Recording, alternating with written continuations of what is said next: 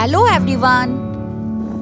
You should watch this video till the end to learn how to make a paper bag at home. Paper Bag Day is observed on July 12 every year to raise awareness about paper carrier bags that contributes to the fight against climate change and pollution.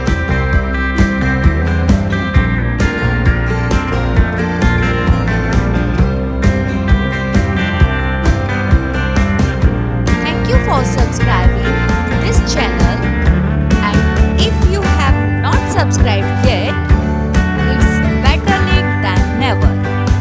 You can do it now and never miss any future updates. To check steps in written format, click now on CC in YouTube settings and you can see them. To watch this complete video and comment if you have seen the complete video, share with everyone and like the video. After this, you can watch other videos on how to use waste newspaper to make a beautiful decorative piece at home.